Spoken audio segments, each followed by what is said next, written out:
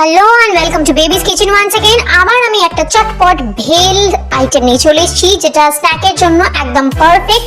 ঘরে ছিল কিছু লেফট ওভার এরকম পাপড় ভাজা আফটার লাঞ্চ, তো সেটাকে একটুখানি ভালো করে আমি এরকম গুঁড়ো গুঁড়ো করে দিলাম। তার মধ্যে দিয়ে দিলাম ভাজা মশলা, বিট নুন, তেঁতুলের জল, মানে তেঁতুলটাকে একটু সামান্য জলে ভিজিয়ে রেখে সেই তেঁতুলের রসটা দিয়ে দিলাম। এরকম একদম কুচনো পেঁয়াজ, আলু সিদ্ধ এবং কাঁচা লঙ্কা, আর দিয়ে দিলাম টমেটো কেচাপ দিয়ে এটাকে আমি বেশ ভালোভাবে মিক্স করব।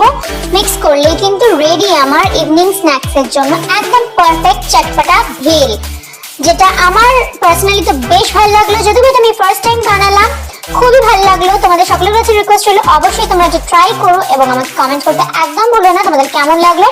দেখতে থাকো বেবিস কিচেন, দেখা হচ্ছে খুব শীঘ্রই আবার কোনো অন্য নতুন রেসিপি নিয়ে।